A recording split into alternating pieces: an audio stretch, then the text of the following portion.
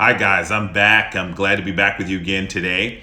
I want to talk about how to use failure to fuel your success. So, here we go. We're going to get started. So, let's talk about 3 ways that you can use failure to fuel your future success. Now, you might be thinking, or you might be surprised to hear that failure is an important ingredient of success. It sounds counterintuitive, doesn't it? It's like, wait a minute. Hold on for a second. Who wants to put in all those hours of effort and all the investment and energy and enthusiasm and money maybe in to fail? But you know what? That's kind of how it works. Surely success is the name of the game, but stop and think about it just for a minute. Sure, everyone wants to succeed. Everyone wants to achieve their goals and achieve their dreams and do the things that they set out for themselves to do and achieve. But after all, the whole point is that you get success.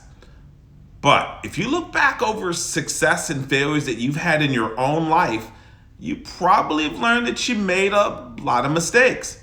How many times did it take you before you mastered a new skill? It's guaranteed that there are going to be very few times, very few occasions where we get it right off the bat, that we hit the bullseye the very first time we do something. But the key thing here is that you don't give up. So let's talk about those 3 ways that failure can fuel your future success.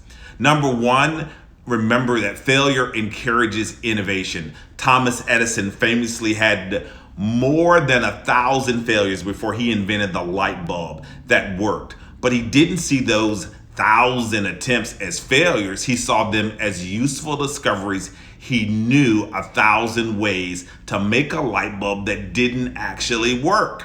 Alexander Fleming invented penicillin by making a mistake. He forgot to follow his laboratory procedures and he left the stuff that he was making in a petri dish unattended for 2 weeks, allowing fungi to colonize inside the petri dish. We've all forgotten things in the refrigerator. I think I have some stuff in my refrigerator I need to move right now.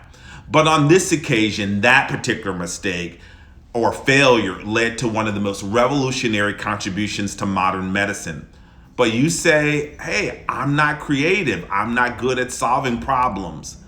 I want to add some value for you today and be really practical and give you some interesting ideas that I think might help you be a better problem solver. They really work. Now you can't be embarrassed. You got to be, you got to be gutsy here. Number 1 is dance. Yes, dance.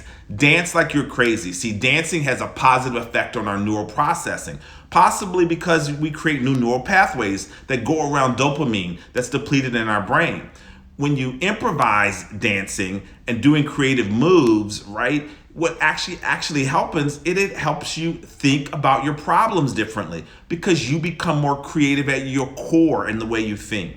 Number 2 is create psychological distance. Well, what is psychological distance? According to the construal level theory. Now, let me say, what is construal? Construal is just a big word or big phrase for how we all need to interpret the world around us so that we can make sense of the world and determine our own actions and our own judgments, how we look at the world differently. We use construal theory, according to scientists. Scientists have shown that by increasing the mental distance between us and our problems, we have an increase in creative solutions. This happens because thinking more abstractly helps us form unexpected connections between seemingly unrelated concepts, thus allowing our minds to increase its problem-solving capacity. Now, so here's what you do. You take the problem and you see it as someone else's problem, and you think about what advice you would give that person as they were telling you the problem.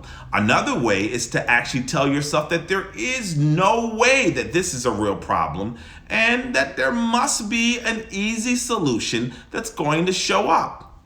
I did that the other day. I had a problem yesterday, and a business problem, and I was trying to figure out how to resolve it, and I needed to resolve it that day. So immediately I told myself that it's this is easy. This is not really a problem. And there's a divine solution. And it's going to make itself known to me.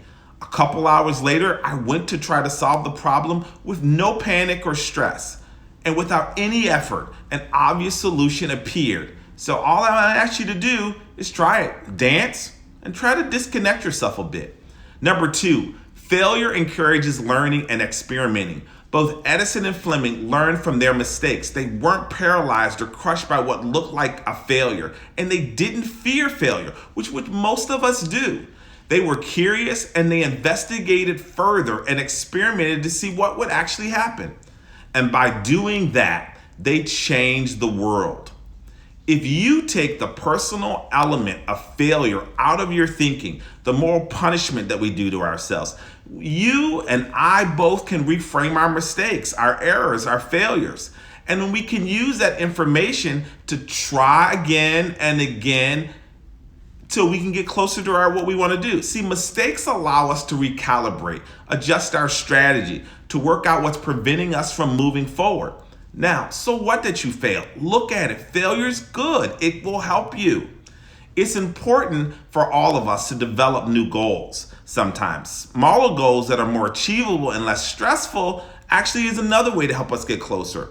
You know what? What's the one thing that you could do right now with one of your problems a small thing that you could do to help you accomplish your goal? Get closer, learn more.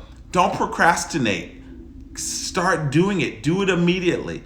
That's another way that you can start moving the process forward. Number 3 is failure builds resilience.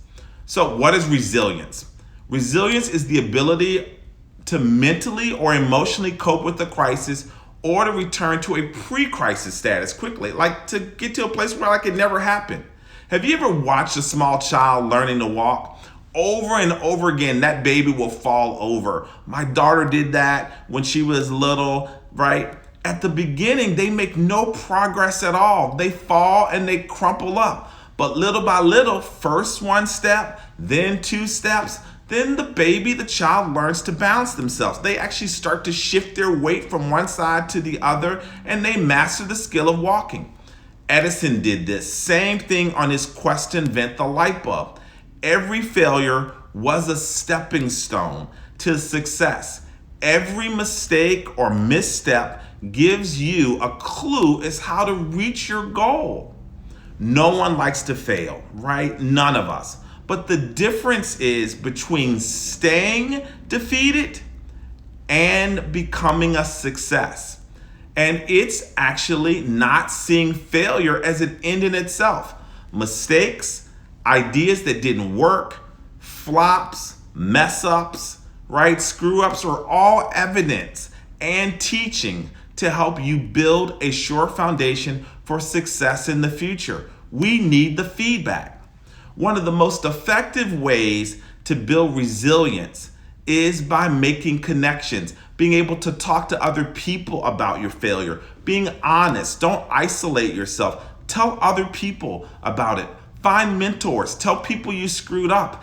Ask them what they might do, how they might approach it differently. Connect with people. Be honest and open about your failures. It is one of the best ways to move things forward. If you just block it in your head and keep it to yourself, you're going to run into a problem. So I'm going to ask you to do me a favor. If you like my content, if you like this video, please share this video. Let's help other people. Let's share it forward. Now, my challenge to you now is don't spend another year, another month, another week walking around the same mountain of failure. Let's recover from our failures. Let's actually take action and use failure to help us. Guys, have a good night and go get it.